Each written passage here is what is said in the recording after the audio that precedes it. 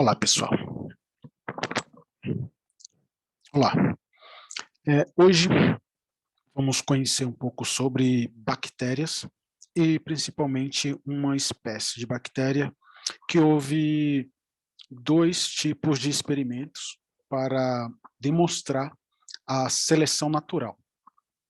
Um dos experimentos demorou 30 anos para verificar a mutação de uma bactéria. O outro experimento durou um pouco menos para verificar quanto a descendência de uma bactéria seria resistente a antibióticos. Mas antes eu quero apresentar um, as bactérias. Primeiro eu vou apresentar aqui a chamada E. coli. Ela, ela tem um, uma membrana celular e com seu material genético no seu núcleo. Ela tem um flagelo e contém citoplasma. Ela é uma bactéria muito conhecida e que foi utilizada aí em alguns experimentos científicos para a demonstração da evolução. Já que muitas pessoas questionam que nunca viu a evolução acontecer, é preciso entender que organismos grandes demoram cerca de 1 milhão e meio de anos para você ver a mudança de gerações específicas ou até mesmo uma mudança estrutural, assim como aconteceu com os seres humanos. Os humanos modernos, dos humanos antigos para os humanos modernos, ali aproximadamente desde o Homo erectus, Homo habilis, Homo neandertais para o Homo sapiens, dentre desses hominídeos, todos eles, demorou em média 1,5 milhão dentro desses que eu citei aqui. Se a gente recorrer para trás a 2 milhões, 3 milhões de anos, vamos ver outras diferenças maiores. Mas o que eu quero destacar aqui é que um dos experimentos aí da bactéria E. coli, que demorou 30 anos, equivaleu a 75 mil gerações. É o que equivaleria a 1,5 milhão de anos para um organismo grande, como o ser humano. Já organismos pequenos, como a bactéria, dá para ver a evolução muito mais rápida, porque elas se multiplicam, ou seja, elas se multiplicam num período muito pequeno, multiplicam de forma rápida. Então você consegue ver aí elas mudando de geração rapidamente. Para vocês perceberem a diferença de tamanho aqui entre as bactérias, nós temos aqui um corpo humano de uma mulher adulta de 1 metro, um ovo de um avestruz, e você vai baixando aqui até a mitocôndria, que é praticamente o tamanho de uma bactéria. Mais para trás, você vai indo para os vírus e proteína. Mas pode ver que ela é 1000 vezes menor do que uma célula vegetal, uma bactéria. Logo, você não consegue ver a olho humano, você precisa de um microscópio para conseguir ver uma bactéria ou um grupo de bactérias. Aqui, com 80 milhões de bactérias por centímetros quadrados, por exemplo, na pele, sabe aquelas inflamações vermelhas com problema ou com pus? Ali tem muitas e muitas bactérias ali trabalhando. E, geralmente a ação de bactérias é queimação, dor e até mesmo a cor vermelhidão. Quando está muito vermelho, você pode ver que tem uma ação ali de bactérias. Temos algumas zonas onde, porque zonas quentes e úmidas são os lugares que as bactérias preferem estar. Por exemplo, aqui embaixo, as pessoas que normalmente têm frieira, vão sentir coceira entre os dedos, porque ficou muito, você trabalha muito tempo ali, o pé soa, e geralmente você não deixa respirar. E por muito tempo, você suando, suando, suando, vai começar a ter aquela coceira e a pele vai começar a ficar molhada e a ponto de começar a descascar. Ali já tem a ação de muitas e muitas bactérias. Por isso que algumas pessoas utilizam o que mata bastante bactéria, que seria o vinagre e o próprio limão, para acabar com essas bactérias. Outras áreas, áreas úmidas, por exemplo, como as axilas ou as áreas genitais, são áreas também muito propensas a bactérias, porquanto são áreas que respiram pouco e costumam suar muito, esquentar muito. Então, essas áreas são áreas propícias aí a bactérias. Aqui nós temos os locais que contêm muitas e muitas bactérias. Por exemplo, na região da nasofaringe, que é dentro do nariz, nós temos ali vários tipos de bactérias nas fosas nasais. No aqui, na região da entrada da boca, indo até embaixo, temos ali, abrigando ali mais de 500 espécies de bactérias, sem falar das bactérias do dente, da gengiva e da língua.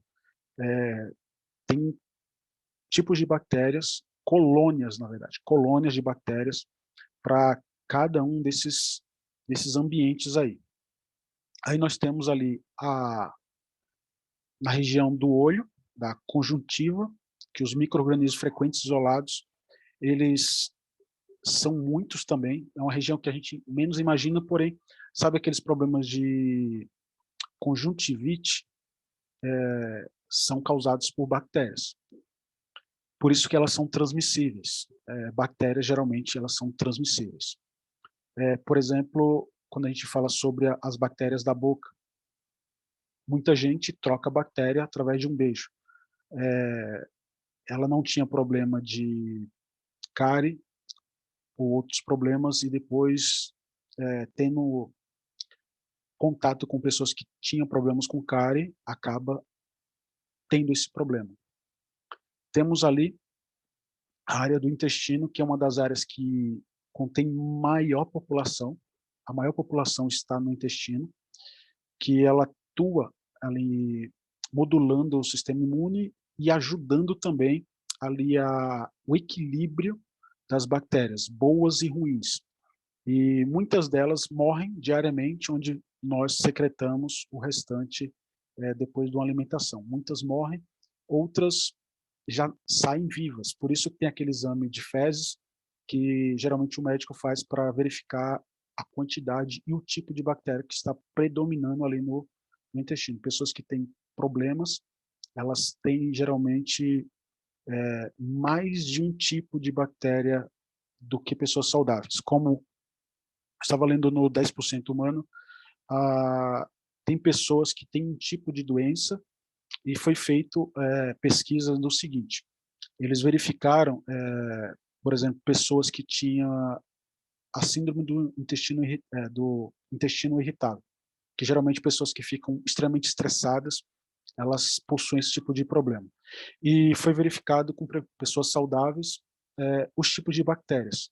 E nessas pessoas que tinham a síndrome do intestino irritável, foi verificado que elas possuíam um tipo de bactéria em quantidade mais elevada do que nas pessoas saudáveis. Logo, o equilíbrio ambiental no intestino das pessoas com síndrome do intestino irritável, existia um tipo de bactéria que havia tomado conta, ali estava dominando completamente o ambiente. Isso também para outras doenças, outros tipos de bactérias acabam dominando o ambiente.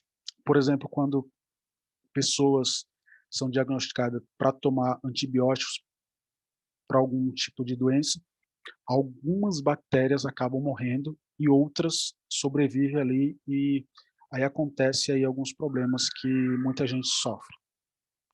Temos aí na área da vagina, na parte da uretra também, onde temos vários tipos de bactérias.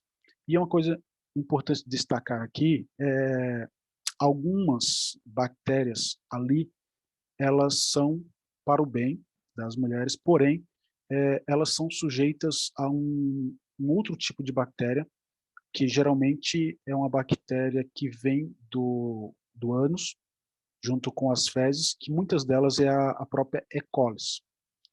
Elas, por exemplo, pessoas que costumam fazer sexo anal sem uso de preservativo, até mesmo com preservativo, mas ali concomitantemente, tirando do ânus e colocando na vagina, muitas bactérias acabam entrando no trato vaginal e causando vários tipos de inflamações, que ali o local não é o local para um tipo de bactéria. E esse outro tipo de bactéria acaba entrando e matando ali, desregulando a vagina.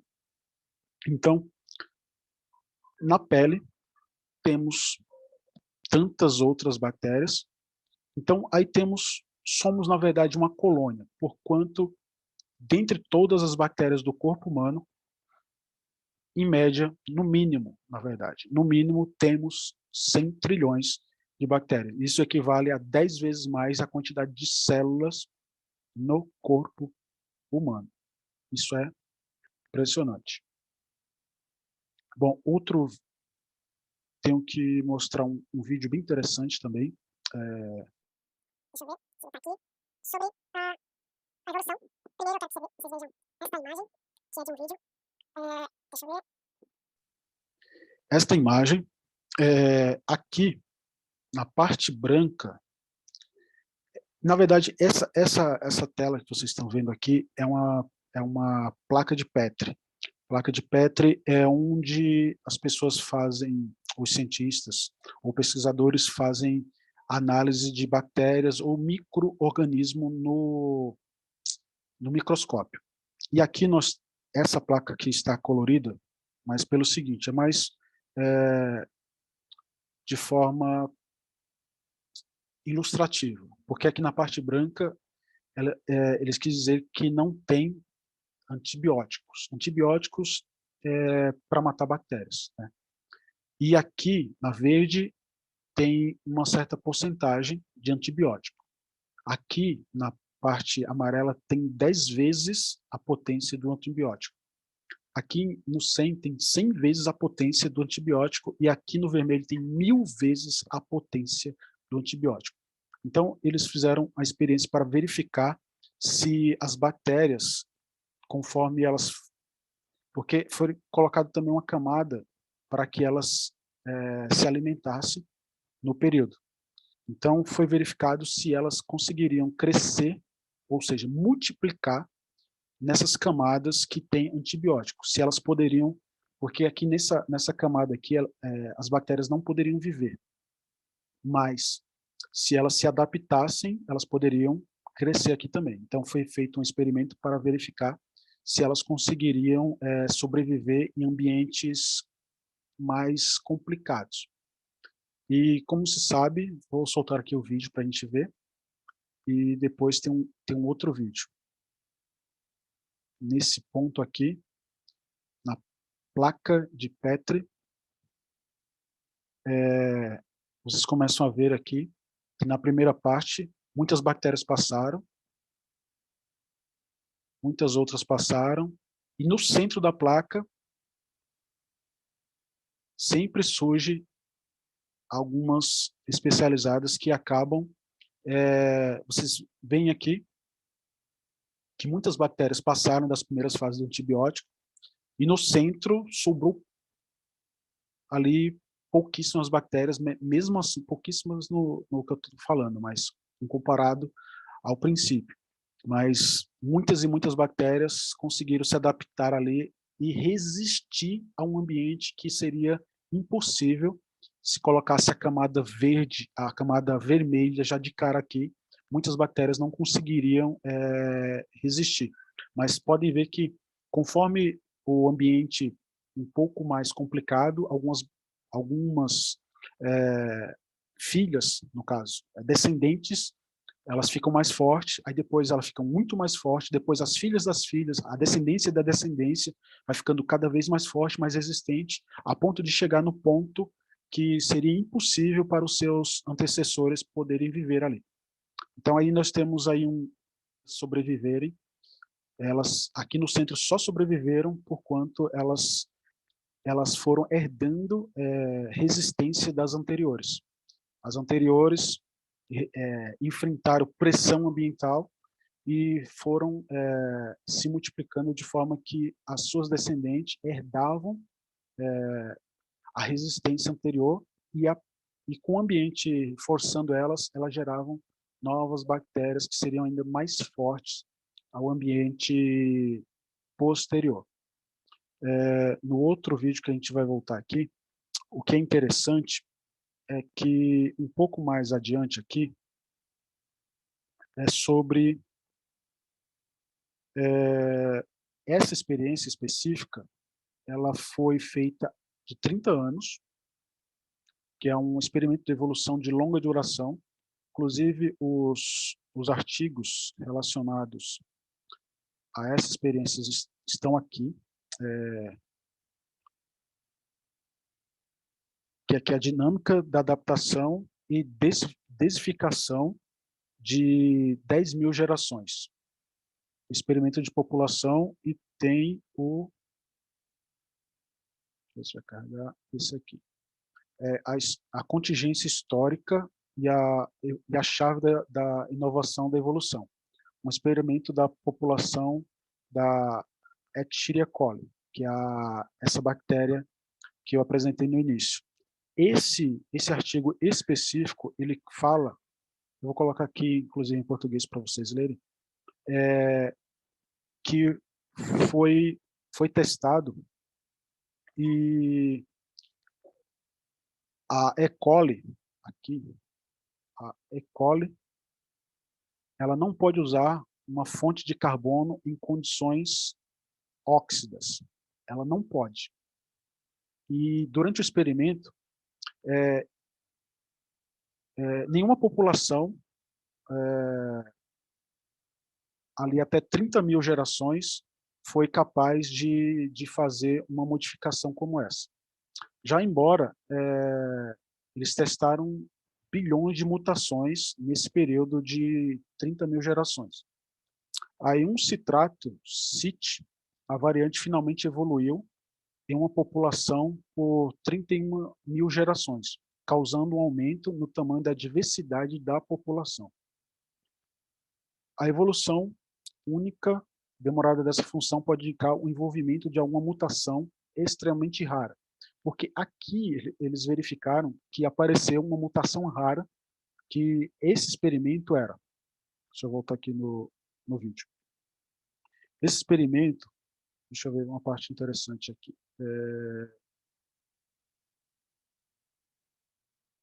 Esse experimento ele fala o seguinte, que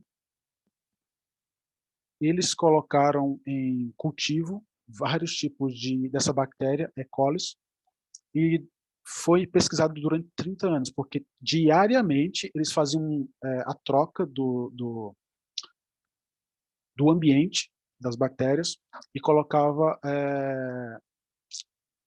o componente para elas se alimentarem. E através da alimentação elas iriam se reproduzindo. E no período de mudança de tempo, eles verificaram que aparecia um novo tipo de bactéria. A bactéria se especializava a ponto de se alimentar de forma mais rápida e deixando descendentes que se alimentassem cada vez mais rápido.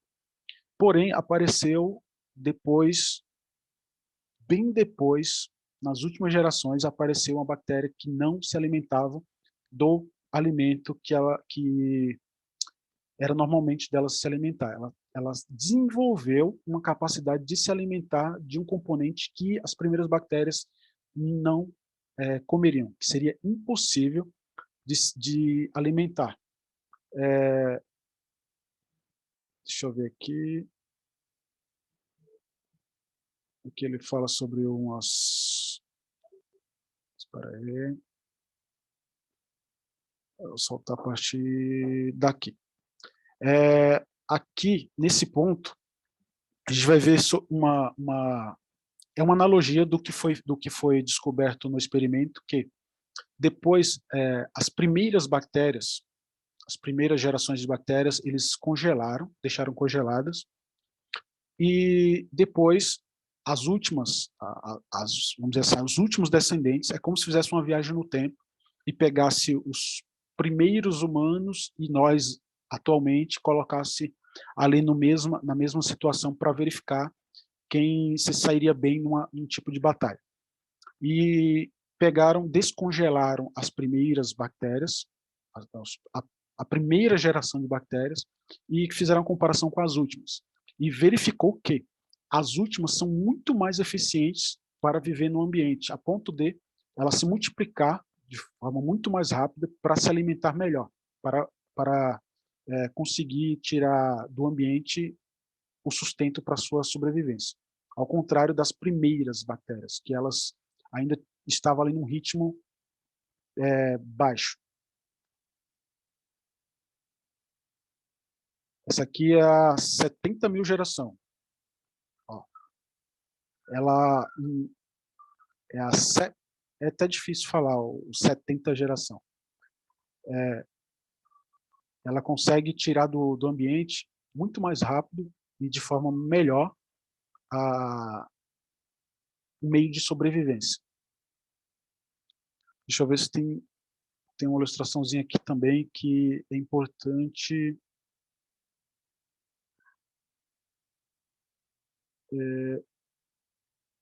Acho que é aqui. É sobre a competição de multiplicação das bactérias. Depois de 56 horas, verificou que as últimas elas se multiplicavam ainda muito melhor. Aí aqui ele está entrevistando o cientista que fez esse experimento lá atrás. Ele iniciou o experimento em 30 anos atrás, com essa bactéria E. coli. E o que mais impressionou ele até conta aqui no final que isso prova o que Darwin falava sobre a seleção natural, que chegou um determinado momento que o grupo de bactérias eles se especializaram tanto que surgiu um grupo específico que estavam comendo coisas que as primeiras seriam impossíveis de comer, que era o citrato, o link está aqui em cima, que ele fala que ela especializou aqui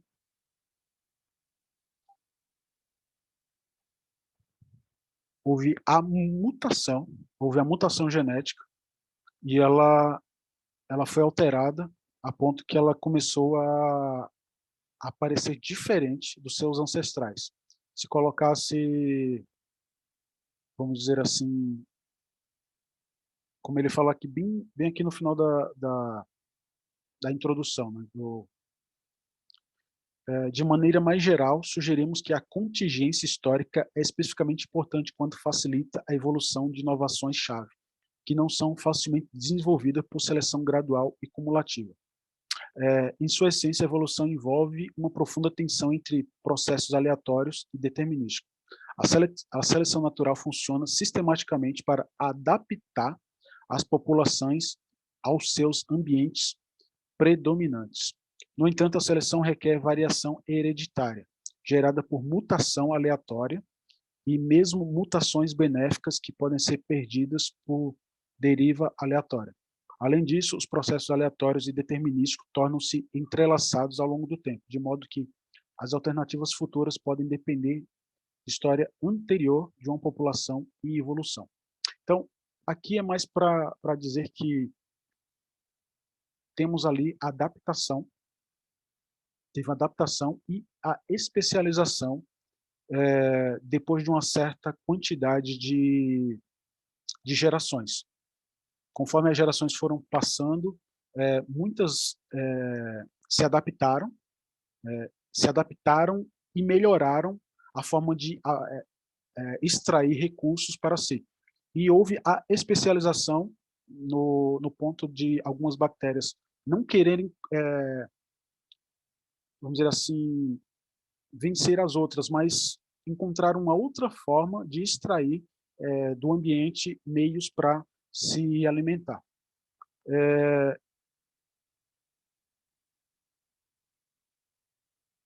E aqui, é bem interessante aqui, ó, ao longo da duração do estudo, existe uma oportunidade ecológica na forma de um recurso abundante, mas não utilizado. Que ele fala aqui, ó, teve um recurso abundante, mas não foi utilizado.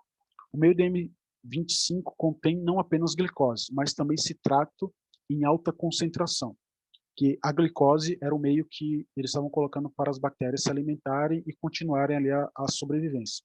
Mas também tinha um citrato em alta concentração, e o citrato é o que houve a especialização de algumas bactérias pegar por esse caminho. Em vez de continuar comendo a glicose, elas foram pelo citrato.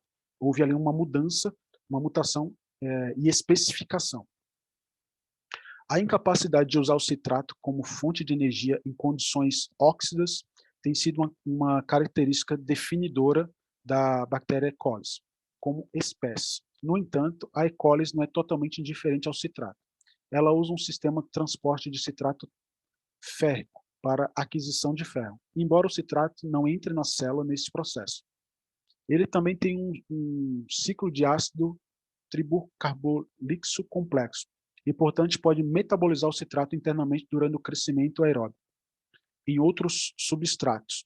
E. coli é capaz de fermentar citrato em condições anóxicas, se um substrato estiver disponível para reduzir o poder. A única barreira conhecida para o crescimento aeróbico do citrato é a sua incapacidade de transportar o citrato em condições óxidas. Ou seja, as condições óxidas é o que estava dentro do experimento. O que ele está querendo dizer aqui é que ela tem a capacidade de usar o citrato em condições não óxidas, mas em condições óxidas ela não tem. Porém, apareceu de forma atípica uma variação na espécie que começou a consumir o citrato de forma óxida. Então, a gente vê aí os dois experimentos mostrando o que Darwin já falava aí há mais de 100 anos. 100 anos? Acho que exagerei, né?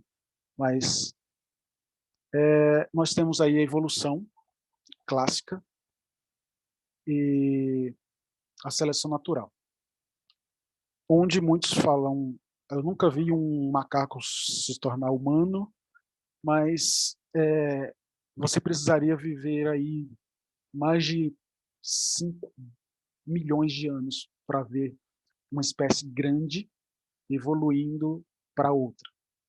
Mas aí em laboratório temos aí uma espécie microscópia que em 30 anos você consegue ver ela se adaptando ao seu ambiente e se especializando, o que mostra os pilares básicos da seleção natural. Então é isso aí, pessoal. Espero que tenham gostado. Deixe seu like e se inscreva no canal e mais sugestões de vídeos na descrição.